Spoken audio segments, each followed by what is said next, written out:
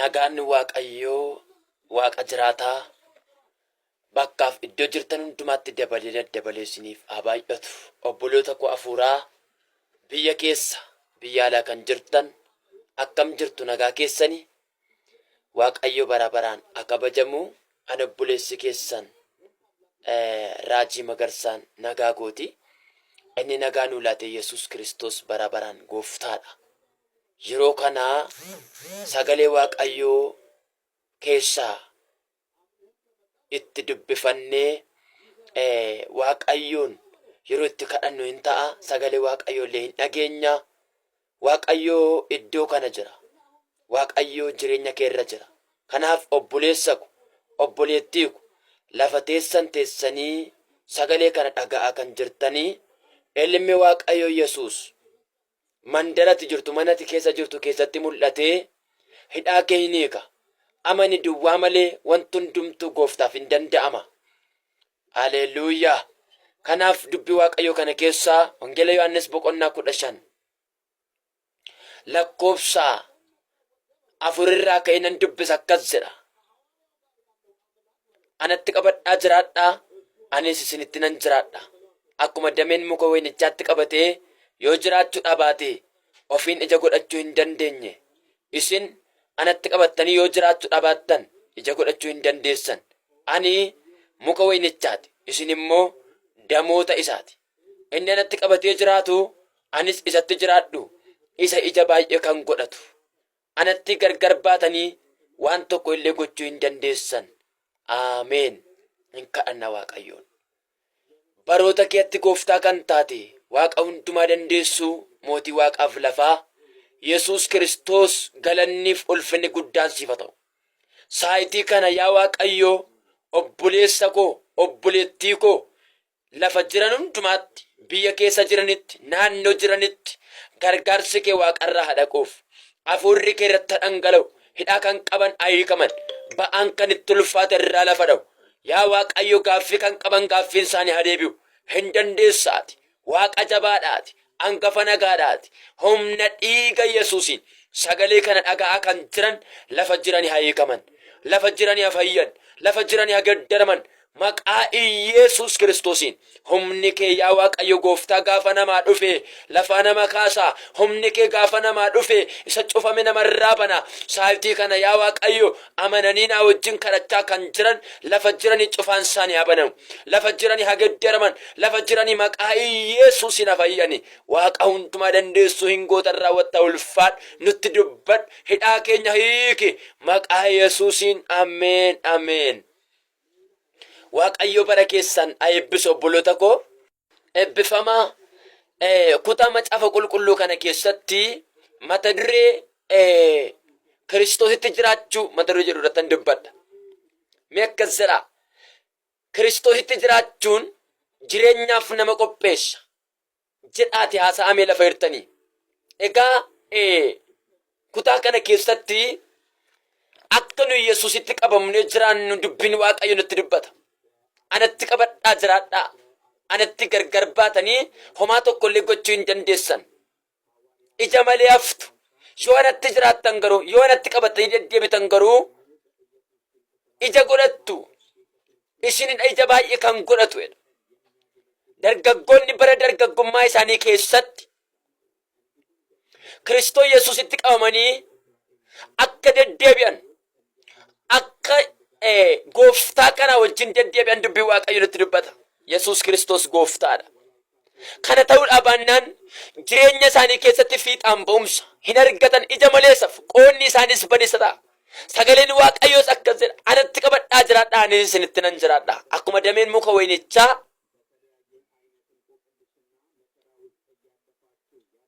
anatti qabatee yoo jiraachuu baate ija godhachuu hin dandeenye. Isin anatti qabatanii yoo jiraachuu baattan ija godhachuu hin dandeessanidha. Haleluuyaa. Namni Yesuusitti qabatee jiraatu jireenya qaba. Namni Yesuusitti qabatee jiraatu karaa qaba. Waaqayyotu waa'ee isaaf Waaqarraa ka'ee isa cufame bana. Saayitii kana lafa sagalee kanatti dhaga'aa jirtutti inni cufame sirraa haa banamu maqaa Yesuusiin.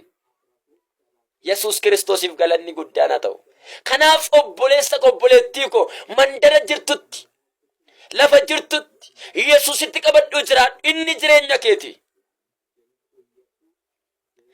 Inni waa'ee keetiif kaleessa dheengadda malkaa rakkinaa baay'ee keessatti gargaarsa sii ta'e iddoo kanaan si ga'ee ammas singatu si gargaara. Isatti qabadhu jiraadhu.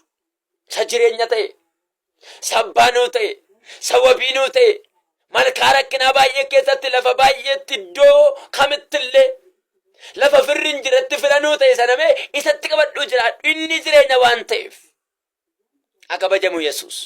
Haleluuyaa.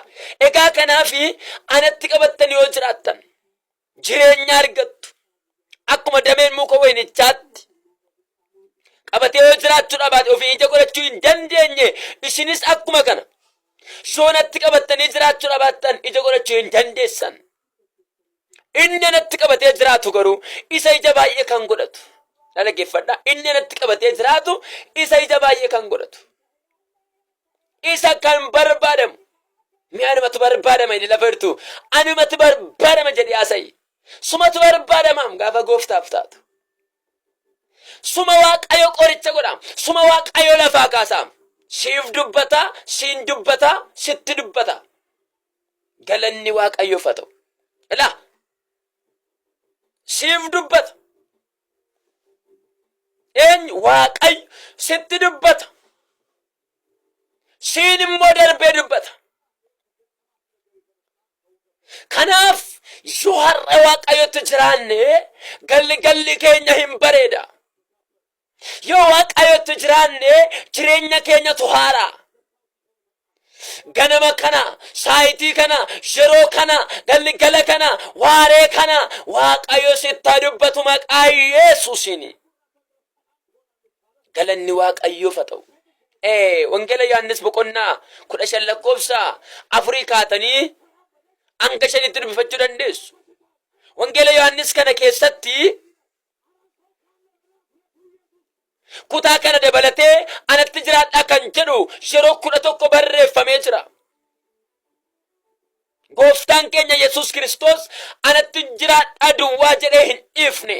Maal jedhee anis isinittan jiraadhaa. Isin anatti jiraadhaan immoo isinittan jiraadhaa. Ilaa dhaggeeffadhaa. Utuu anatti jiraadhaa duwwaa jedhee dhiiseera ta'e rakkinatu jira. Amma garuu anatti jiraadhaa isinittan jiraadhaa. Na wajjin deddeebi'aa isin faanan jira.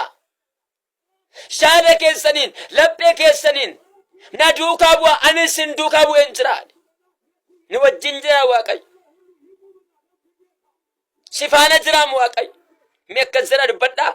Waaqayyo na faana jira jedha haasa'a. Si faana jira Waaqayyo. Si faana jiraachuusaa mul'isa. Sirra jiraachuusaa mul'isa.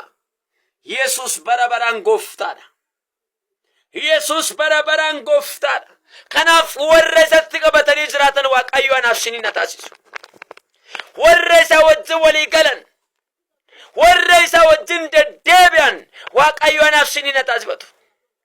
Kiristoositti jiraachuun jireenya waan ta'eef. Haleluuyaa. Galanni Yesuusiif haa ta'u. Yesuus bara baraan gooftaadha. Waaqayyo saba isaa akka ta'aniif kan fo'ate wajjin jiraata. Nuyis saba isaa taanee akka jiraannuuf Waaqayyo saba isaa akka taanuuf nu fo'ate. Nu wajjin jira. Nu immoo ilmaan isaati. Abbaan ijoollee isaa waliin caalchisu. Ati diimaadha, ati adiidha, ati gurraacha, ati humnaan qabdu, ati dheeraan, ati gabaabaadha dhee abbaan ijoollee isaa addaan hin qoodu. Akkasuma Waaqayyo saba isaa addaan hin qoodu. Maal gochuu qabna? Yesuusitti jiraachuu qabna. Jireenyi keenya inni jalqabaa Yesuusii wajjin deddeebi'uudha. Jireenyi keenya jalqabaa Kiristoositti maxxanuudha. Yoo Waaqayyotti maxxante ulaatu banama. Yoo Waaqayyotti maxxante hidhaatu hiikama. Yoo Waaqayyotti maxxante nagaatu sii ta'a. Yeroo kana jalqabee nagaan sirratti ta'u maqaa Yesuusiin. Gooftaa kanaaf galanni guddaan haa ta'u. Kutaa sattaanuun walitti deebina Waaqayyoon kadhanna. Baroota keetti gooftaa kan taate gooftaa Yesuus galanniif ulfinni guddaan siif haa ta'u. Maqaan kee haa eebbifamu. Siinaa galatu. obboloonni koo kun agarree qaaraman lafa jiranitti maqaa Yesuusiin